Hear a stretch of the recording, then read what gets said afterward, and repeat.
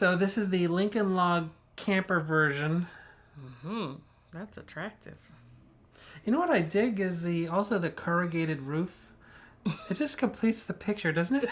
It really does. It just makes it really attractive.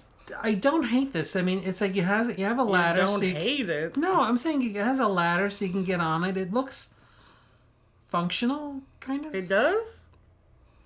I like all the mismatched pieces of metal and things next to it. That's really... You could live in your van. You can really... But it looks like you cut off the backside of the van. Well, maybe he just wants a little extra space. You know, you just want to... You know how much money people pay for rent in California? I mean, you could get one of these and be all set up. Yeah, I don't know that I want to live in that. I'd be afraid of the termites. Hun, don't light a candle in here. Can't have no fire next to our lumber. Hun, blow it out. His turn signal is all busted. That's the least of the worries on that vehicle. I don't think there's one thing about that vehicle right there that is legal. Remember the show The Dukes of Hazzard? Yeah. There was like Cooter, and he was like he's fixing the General Lee, and Yeah. this must have been one of his side projects. It's possible, yeah. Remember what was it called? The Beverly Hillbillies? Yeah. With Grandma in the rocking chair. See, Grandma could sit up on the top up there. Grandma, you okay up there? Grandma. Uh-oh. Jebediah, I think we lost Grandma. You know, this looks like one of those Hot Wheels that you get from the, Like the limited edition trailer park version? Or what was it? Don't get it. I like it. I don't. I'm sorry, but like I can get you one. Maybe I could build you one. Okay, so you got a busted window, and you don't have money to get it fixed. Okay. And you got like a spare window in the shed. Okay. So you get one of those. What are those things? Those poofy things. Those foam insulating. Like an insulating. Things. Yeah. Mm-hmm. Like it doesn't match with the car exactly. Yeah, it doesn't really fit too well, and I think that's probably why they used it, so that they could fill in the gap. They have this thing, it's called a pick-apart, and I'm assuming the whole country has them, where you go and you pick a part off of an old beat-up car. Well, maybe this car's too new to be like something you'd find in a pick-apart. Yeah, it looks brand new. Okay, in design, form follows function. Okay. Form and function follows money. Okay. So if you can't afford to get it fixed, you find stuff that you can fix it with. He probably knows some guy that does insulation, and he called him. He said, "Hey man, I need some of that stuff you use on the insulation, the puffy stuff." I respect the ingenuity. I mean, granted, it's not, it doesn't fit. I mean, okay, it makes the truck look really ghetto-y, but hey, it works. It's a shelf on the back. Yeah. Okay, you got a sedan, but you really needed a pickup truck. What are you going to do? The Goodwill. The Goodwill? And you find you a shelf. Da-da-da! Pickup. Insta truck. I wonder exactly what they needed that shelf for. Or maybe we're going the wrong way. Maybe it's a decorative shelf. Maybe it's meant to be like on the sport cars that have the spoiler thing that comes out. Spoiler. Yes. Those little things. Maybe that's what it's supposed to be. He just didn't have the money to paint it in that lovely shade of blue. Oh. Maybe the driver wanted a tailgate to sit in the back. That's possible when he's drinking his Bud Light. You go buck hunting. You kill. Just throw the buck over it. You put the buck and a quarter over in the thing over there, buck and you and a the quarter. buck and a buck and a quarter. What's a quarter? Like a quarter of the other buck? Yeah. Okay. Maybe it's like a big buck. Well, okay. Like a buckaroo. Buckaroo. Hello, little buckaroo. Whoever owns this vehicle obviously drives in the mud or dirt. Yes. Probably drives in a rural area. Possibly, yes. So again, form following function. He probably just needed a space to put stuff in the back. That's a great idea.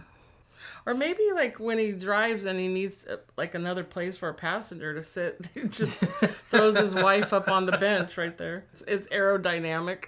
Oh yeah, that's definitely aerodynamic.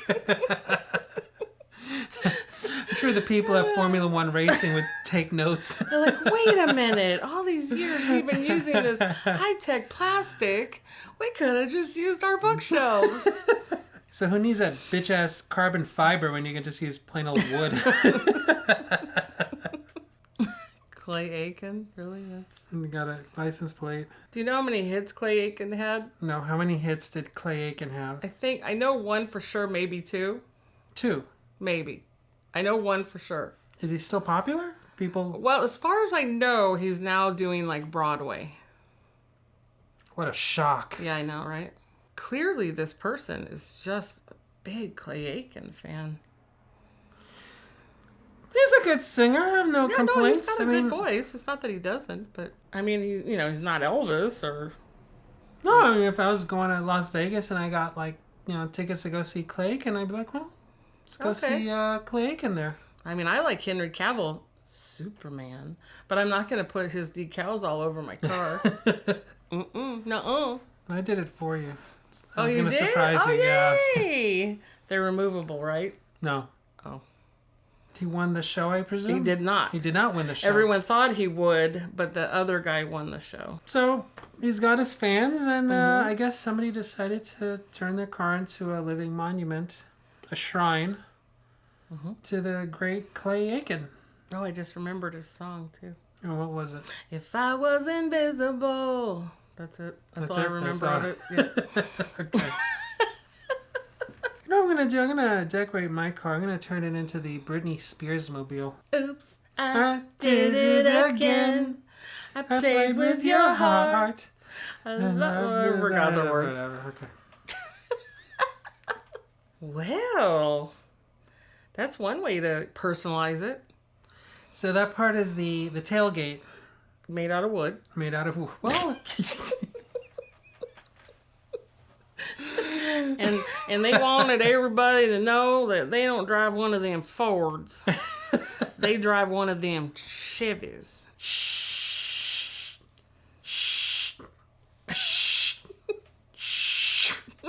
Okay. All I'm done. done. Nobody's going to mistake that car for being anything other than A Chevy. a Chevy. It's not even a Chevrolet at this point. It's just a Chevy. It's a Chevy. I'm almost 100% sure that Chevy would be thrilled to know that they loved their vehicle so much that when their tailgate fell off, flew off, burnt off, who knows what happened to it, that they actually fabricated a new one out of the finest wood they could find in a ditch, and they spray painted it Chevy. I think Chevy should just fix it just to be good about it. I doubt they will, because that's an old truck. Cars are so disposable, so to speak, that when you see an old car on the road and it's still driving, and even if it doesn't look so pretty anymore, but the fact that someone cares to drive it. Yeah. Somewhere around this neighborhood, somebody drives a really old Chevy Nova. Oh, really? Like the kind that Eddie Murphy had in Beverly Hills Cop. It's like a really crappy... The early 80s? Yeah. Late 70s? But somebody's... I think it's this old lady who drives it, but she still drives it. It still runs. So. Yeah. Well, there's like that car in my neighborhood that you saw. Yeah. It looks like a patchwork quilt. Yeah. But that thing still runs. I mean, I see him every day driving that car. It's a boat. It's like one of those land yachts. Well, my dad had a truck that lasted like 18 years, and I had a Corolla that lasted 18 years. They're good cars. Yeah, it lasted me a long time. There's just something to be said for somebody who can make a car really last. I mean, and it's a compliment to the automaker too, because obviously they designed and built a good vehicle that is capable of lasting as long as this. So, So if you like our show, make sure you like, comment, and subscribe, and let us know what you think. See you later. yeah.